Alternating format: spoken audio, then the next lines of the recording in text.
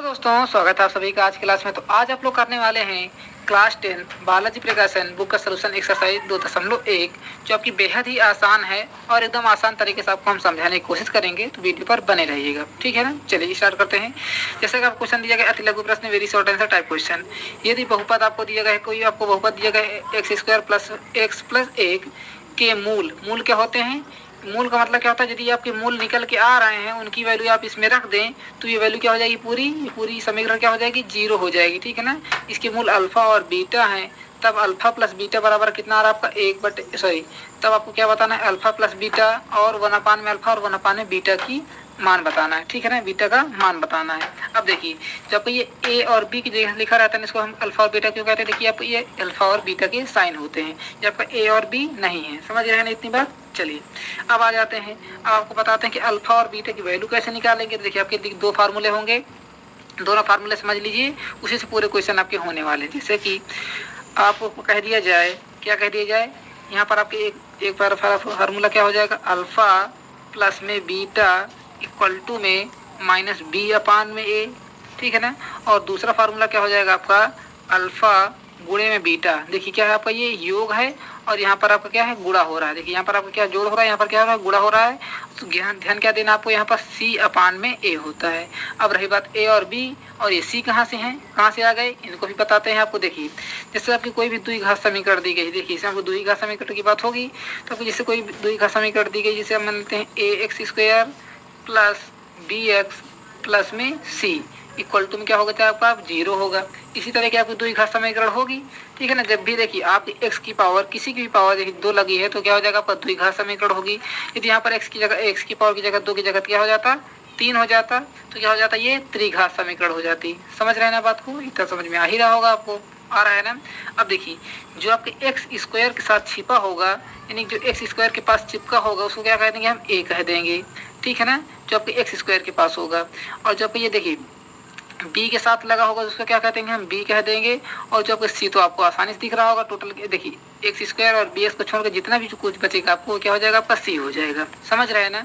अब देखते हैं क्वेश्चन की ओर आते हैं। यही क्या हो जाएंगे, आपकी वैल्यू ए हो जाएगी, ये बी हो जाएगी और ये सी हो जाएगी। जो आपके एक्स स्क्वायर के पास क्या हो जाएगा, ए, जो आपके एक्स के साथ लगा होगा उसको क्या कहेंगे, बी, और जो कुछ बचेगा उसको क्या कहेंगे, हम सी कह देंगे। इतनी बात समझ में आ रही है कि नहीं आ रही है।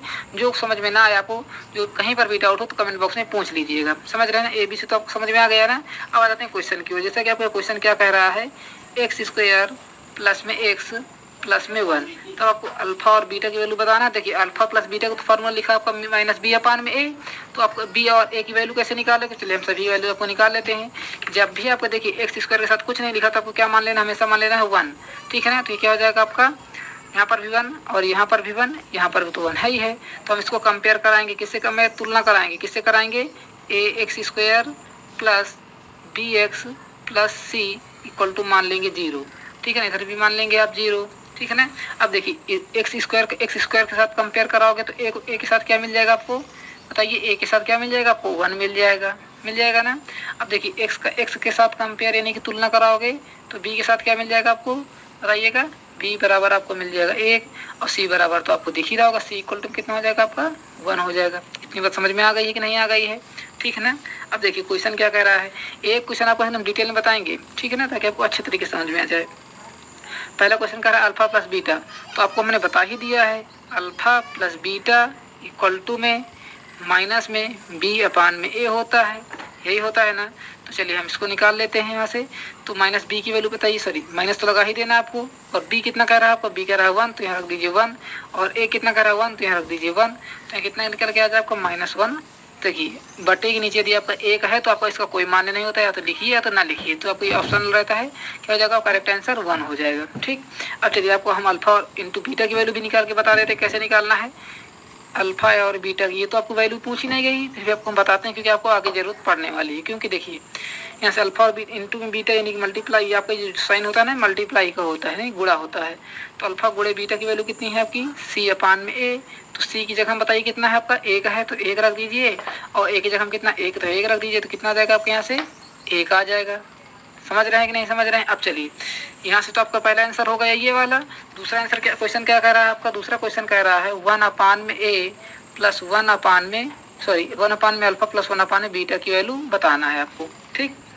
तो देखिए जब आपका एलसीएम लोगे, देखिए आप डायरेक्ट तो आप इसको बता नहीं सकते क्योंकि इसका कोई फार्मूला ही नहीं है ना।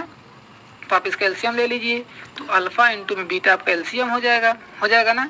अब देखिए अल्फ़ा से पूरे भाग दोगे पूरे में, देखिए जब इन दोनों का एलसीएम निकालो, जैसे आपको 2 और कहिए या 3 का एलसीएम निकालिए, तो कैसे निकालोगे? अब 2 3 में कॉमन क्या है, 3 2 ही कॉमन है, तो क्या करो गुणा ही तो कराओगे, तो 6 ही तो एलसीएम आ जाएगा ना 6। उसी प्रकार क्या हो जाएगा, अल्फ़ा और बीटा का एलसीएम निकालो, कितना आ जाएगा, अल्फ़ा और बीटा आ जाएगा। अल्फ़ा का भाग दोगे अल्फ़ा बीटा में, तो अल्फ़ा आपका कट जाएगा, क्या बचा, केवल बीटा बचेगा ना। और बीटा का 1 में गुणा कराओगे, सिंपल भिन्न है, देखिए समझिएगा, बीटा का 1 में गुणा कराओगे तो कितना आ जाएगा, यहाँ से आपका बीटा आ जाएगा। प्लस लगा लीजिए, प्लस लगा हुआ है। अब देखिए बीटा का भाग दोनों में दोगे तो बीटा आपका कट जाएगा, क्या बचा, केवल अल्फ़ा बचेगा। और अल्फ़ा का 1 में गुणा कराओगे तो कितना आ जाएगा बताइएगा, अल्फ़ा आ जाएगा। तो इसको हम फाइनली क्या लिख सकते हैं, अल्फ़ा प्लस बीटा अपान में अल्फ़ा इंटू बीटा लिख सकते हो ना। अब देखिए यदि आपको पता हो तो अभी हमने क्या निकाला है, अल्फ़ा प्लस बीटा की वैल्यू निकाला हुआ है। अभी हमने क्या निकाला हुआ है बताइएगा, ये देखिए अल्फ़ा प्लस बीटा की वैल्यू हमने क्या अभी निकाला है ना, -1। तो हम यहाँ रख देंगे -1 अपान लगा देंगे अल्फ़ा और बीटा इंटू में बीटा, यानी अल्फ़ा गुणे बीटा की वैल्यू भी हमने निकाल चुके हैं बताइएगा। तो इसकी वैल्यू कितनी आ रही है, 1 आ रही है, तो इसको भी हम रख देंगे, नीचे से 1 रख देंगे। अब देखिए जब भी आपको बताया हमने डिनोमिनेटर में 1 हो तो हमेशा रखिए, या तो ना रखिए, तो आपको फाइनल आंसर कितना आ जाएगा, 1 आ जाएगा, जो कि क्या हो जाएगा, आपका करेक्ट आंसर हो जाएगा। आई होप आपको समझ में आ गया हो क्वेश्चन। तो चलिए आगे बढ़ जाते हैं, नोट करना है तो नोट